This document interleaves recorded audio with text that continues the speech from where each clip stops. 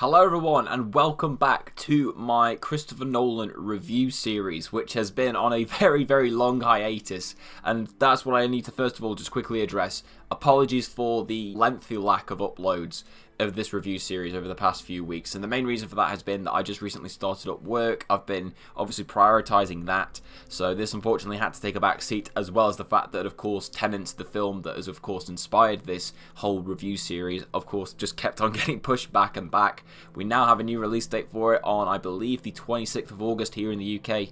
I'm not seeing it until the 29th, but with the obviously new release date and the fact that I've got a bit more time on my hands now after getting adjusted back to work, I'm here back again reviewing this film series. We are going to get this one done. It is just going to have to take a little bit of time to get through these movies, but we couldn't have picked a better film to come back with, because we're going to be talking about what is still, to this day, in my opinion, and probably will remain like this even after the rewatch of the subsequent movies we need to do, the best Christopher Nolan movie, The Prestige. So The Prestige follows two magicians named Angier and Borden who work together as part of a magician act. However, they end up butting heads when somebody important to one of them is killed and subsequently blames the other person for said incident, which causes them to spiral into this dangerous game of revenge as they each try to outdo one another in the tricks in their performances on stage. And that is all I'm going to say for this movie plot-wise. I'm not going to talk about spoilers for the movie right now, but I will mention them towards the end of the video, but I will leave a timestamp on, so if you haven't seen The Prestige, you can skip over that section and just go to my final verdict. Yeah, The Prestige for me is, without question, Nolan's best movie, and I've always said this, even when I did my original Christopher Nolan ranking video and I put The Prestige at number 1. A few people eyeballed me about it, saying, you know, why not The Dark Knight? Why not Inception? For me, The Prestige is just such a special movie because of how important it is in terms of what it means for Nolan. It's kind of Nolan's last small-scale film, and what I mean by that is a film that doesn't have a huge budget, or a film that doesn't have this crazy concept like going into space or being this heist movie that's revolved around going into dreams within dreams. It's not a superhero movie. It's not a war film. It's just about 19th century London magicians going up against each other in a deadly game of revenge. And that might sound boring, but it is honestly such riveting filmmaking, and to this day I still think not only is it Nolan's best movie, it's one of the best movies ever made, period, that I have seen. It is easily in my top 5 films of all time. So sit back and prepare to listen to me absolutely fanboy about this film for God knows how long. So, in the many long lists of positives that I have written down for The Prestige, the first one I have to mention, and this is something that I don't usually speak about for movies, but the actual direction and the filmmaking and the way that this film is presented and shot is brilliant because of how it links to its source material, because of course we're dealing with magicians, or illusionists rather. One of the many brilliant things that Nolan does in this film is how he parallels magicians to directors and filmmaking. Like, the whole thing about this film is that magicians have a 3-act structure to their tricks, which is the pledge, the turn, and the prestige, which is basically the 3-act structure of a film. You know, the pledge, the first act, where you of course lay out the foundations of the film to the audience, the turn, where you've obviously got the middle section where all the twists and turns happen throughout the movie, and the prestige, the conclusion where everything wraps up. That in of itself is brilliant. And then not only that, but the way Nolan is able to deliberately tease you on screen with stuff that is basically giving away the entire plot and key major plot points throughout the entire film on screen. Like, they're visible in so many sequences throughout the movie, but we can't pay attention to it because he shows us something else so that our perception is shifted. And despite the film being given away to us on screen so easily, we're not paying attention, just like how a magician does that. They even explain in the film, you know, they hire beautiful assistants on stage to distract the audiences from what they shouldn't be seeing. Again, how that parallels to filmmaking, and it's so clearly done in this movie. It's brilliant. There's even a character in this film called Cutter, who is the person who kind of is instrumental in editing the tricks that are done on stage to make them look brilliant, which is of course an editor's job in a film. It's just the amount of parallels they have in here. It's such a smart way to go about it, and it just really helped to sell me on the fact that this was just something that Nolan had thought so intensely about when it came to making this film. And the themes that it deals with as well, of revenge and suffering and pain, it's so brilliant, and it just creates this atmosphere of escalation, which is something that obviously Nolan would perfect even more in his movie after this with The Dark Knight. So it's just really awesome to see that here, and to see these two characters who are just so utterly broken, and despite them not being completely redeemable, you still care about what happens to them, because the film gives us enough of their backstory and enough of their lives outside of this obsession they have with trying to one-up one another to make us care about these characters when they're put into these dangerous scenarios. What I really like is just how the film is able to make us shift our perception of these characters over the course of the film. You start off the movie and it's pretty much shown that Angier is the guy we're supposed to root for. He's kind of the more charming one out of the two. Borden is kind of the more low-level, low-class magician out of the two. And he's kind of set up to be the antagonist, but then as we slowly go throughout the film, they really start to change places, and they really do a fantastic job of not only getting us to understand that these are two deeply flawed characters, and that there is no real definition of black and white in this world. It's just many shades of grey, and how dirty you're willing to get your hands in order to get the best trick. It's just such a brilliant way to do it. Again, I won't talk about it too much because I don't want to delve into spoilers. I want to save that section for later on in the video, but just know that I just loved the way that this film was done, just not only in how it related its messages of filmmaking to directors, but just the themes it presented throughout as well are brilliant. The characters as well, like I mentioned earlier, fantastic. Angier and Borden, two of my favourite protagonists, or not really protagonists, because again, they're not exactly the best of people, but I guess just two characters on film. They're brilliantly well written. Their dynamics with one another, the dynamics they have with other characters, the journey they go on throughout the film, it's brilliant. The acting as well. Of course, by the time I watched this film for the first time, I already knew that Bale was a terrific actor, but I didn't know that Hugh Jackman could act this well, because this was the first role of his that I can remember that I saw of him that wasn't an X-Men film, and he blew me away in this. This is easily two of their most underrated performances ever. They are magnificent throughout this entire film, and so is the amazing supporting cast, which doesn't get mentioned enough for me in this film. Scarlett Johansson as Olivia, brilliant. I didn't even know she could pull off an English accent that well, but she killed it in this film. Rebecca Hall is also fantastic. She has a very, very delicate role. She's very much that kind of the emotional centerpiece of the film, and she does brilliant as well. Michael Caine, who's kind of now become a frequent collaborator with Nolan in his films. This is honestly one of his best performances under a Nolan film. He's brilliant in this as Cutter. And then you have two magnificent cameos from Andy Serkis, who, Andy Serkis, everybody loves Andy Serkis, but the MVP is easily David Bowie. David fucking Bowie, the legend himself. Honestly, he is magnificent in this film as Tesla. I just wish that we had him in more movies, because he's honestly such an amazing actor, and this is just proof of that, because he kills it in this film as Tesla, and he's such, again, an important character to Angier's story, and also Borden's as well, so it wasn't like this thing that was shoehorned in. It made sense within the story. And yeah, David Bowie, amazing. The way that the story is told as well, and how it's done out of sequence, very much like a lot of Nolan's films. But I love the way that it's done in here, because you have the film start off at the end, you're seeing this court sequence play out, and then all of the backstory to our characters and the events that have happened are done through our main two characters reading each other's books to try and find out the secret to their tricks. Which is a brilliant way to do it, because not only one does it give a really viable reason as to why we're seeing all the backstory for these characters, but it also adds an even bigger level of intrigue, because with these two being magicians and obviously writing these diaries, they're fully aware that this could eventually end up in the wrong person's hand. So it then makes us question while we're watching this movie, are the scenes that we're seeing legit? How much truth can we actually have from what we're seeing on screen compared to how it actually happened? Again, it just makes you think about that while you're watching the film. It leaves you with so many questions, kind of similar to what Memento did with its structure and how it constantly made you reassess everything you'd seen beforehand because it was playing out in reverse chronological order. I just love that about Nolan's films, when they go that deep into what we're seeing on screen and whether we can really trust what we've seen, or whether there's a grander context to it that we're not understanding. It's just such a brilliant way of structuring your film, and I think this is easily one of the best examples of Nolan having his film play out of sequence. The score of this film as well is amazing. This is one of the most underrated scores that I can think of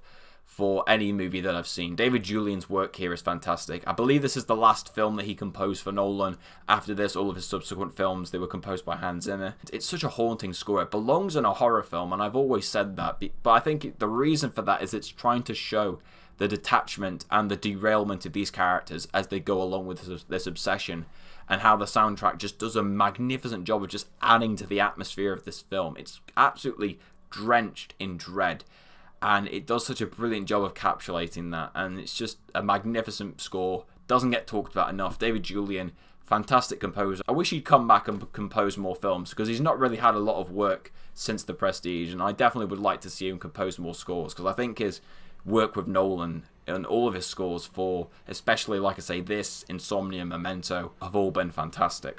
The cinematography as well, Wally Pfister, magnificent, brilliant shots throughout the entire film. You've got the scene where you've got all the light bulbs in the field in Colorado. That shot is fantastic, but my favourite one has to be at the very end of the film. Again, won't spoil it because don't want to spoil it just yet, rather, but in that final shot when we see Borden walking down this hallway in pitch black, where he's completely blacked out and you've only got the background behind him.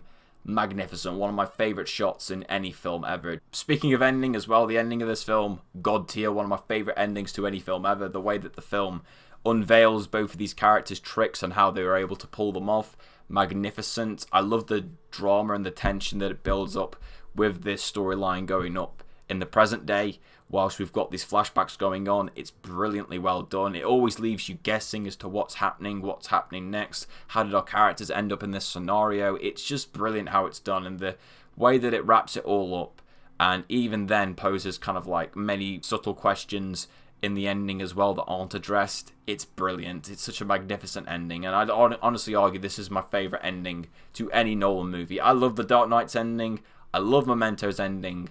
But this ending is just, it's something else. Now, I am going to quickly talk about spoilers now for the film, because I've tried to hold back as much as I can, but I love this movie too much and I need to discuss spoilers. So if you have not seen The Prestige, please skip to this section in the video and you will get straight to the final verdict, and you will, of course, be able to find out my opinions on this movie, my final summary, without being spoiled. So that's your warning. 3, 2, 1. I have to quickly talk about the performance by Bale in this film, because when I first watched this movie, I thought Bale's brilliant in this film regardless. He's fantastic. But on my rewatch, when I first rewatched this film, his performance is even greater, because once you find out that he is playing twins in the entire film, you then start to play this game of trying to realize which twin is he playing in this scene. And one of the great things about his performance is how well he's able to fine-tune it so that when you first watch this film, you're watching it and you think, this guy's really odd. Why is he acting like this? Why does he change his personality so often? And you're not at all suspecting that he's playing twins. And yet when you watch it on that second viewing and from there onwards, it's like, wow, how did I not see this the first time? And that's just a credit to how magnificent Bale is. The fact that he's just able to completely mislead you that entire first time watching. And then on that second time, your eyes are open and it's just like, wow, that is fantastic. And the same for Hugh Jackman. His character and the way that he develops throughout the entire film. He goes from this character that you're supposed to root for. When Julia dies, it's meant to be this thing that's supposed to help us side with Angier. But ultimately, all that does is drag him down to the same level as Borden, because throughout the film, he's just consumed by revenge, one-upping Borden, even if it means getting his hands dirty. It's one of the key things that he keeps on saying throughout the film. You know, you have to get your hands dirty in order to be a great magician. And Angier takes that too literally, to the point where he is just absolutely willing to do anything, even to fake his own death, to make Borden get the death penalty, just so he can feel like he has a sense of justice for his wife. And the thing is that even with that, there's a brilliant scene in this film where he finally gets a hold of Borden's diary, and even then he confesses to Olivia, who he's told to basically snitch on Borden so he could get the diary. I don't care about my wife, I care about his secret. It's one of the best scenes in the film because it shows how Angier's original aim of just wanting to get revenge on Borden because of what he'd done to his wife, which was a motivation that us as an audience could 100% agree with and latch onto, has just escalated from that because of how deeply obsessed he is with this, to the point where he even flat out admits he doesn't want to do it for his wife. He just only cares about making Borden suffer, and that is really the point in the film where really these two characters, and in terms of their moral high ground, there's really nothing left after this scene. They are very much on the level playing field. He had a chance with Olivia to have another woman in his life, and he threw that away because at the end all he wanted was to be the better magician. And the same with Borden. You know, he has this relationship going with Sarah and, of course, the child that they have together. But because, obviously, he's playing twins, and because of that, he can't tell anybody about that secret, or else his trick of the transported man is worthless. And he takes that so seriously that he just doesn't admit this to anyone. And so he ends up ruining this relationship with Sarah. And then you also see that escalate further when one of the twins ends up developing a relationship with Olivia, and that causes even more friction. And I think it was such a cool idea to have our two protagonists go through very similar problems in terms of being able to open up and have relationships with other people outside of this obsession that they have with trying to one-up each other, because it just shows how they've pushed all of these people away just to solely focus on this incredibly selfish aim of just trying to be the better magician, and what that ends up costing them in the process. And how the film basically swaps our characters, so that from the start of the film we go from sympathizing with Angier and hating Borden to ultimately sympathizing with Borden and not liking Angier, because Angier, like I say, goes too far and ends up basically getting Borden to face the death penalty just so he can take his child from him. And from that point you realize, like, Angier truly isn't the good guy anymore. He truly has descended to Borden's level, and you end up sympathizing with Borden, which is why the ending works so brilliantly well, because it's basically a lesson to Angier of, hey, you went too far, mate, you fucked up, and now the other twin has now ultimately survived and he's got his revenge on you. Like, that was just, again, one of the many reasons I find the ending even more fantastic, was because of how well that they set up these two characters throughout the whole film.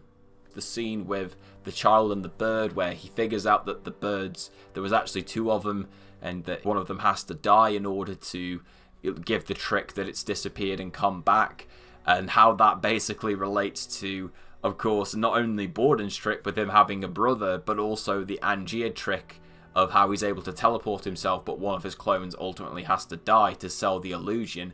Again, scenes like that I just completely missed the first time around. You watch them again and it's like, wow, this is brilliant. And even some of the more subtle scenes, like there's a scene Angier tries to drown himself after his wife is killed so that he can try and kill himself in the same manner that his wife was killed by.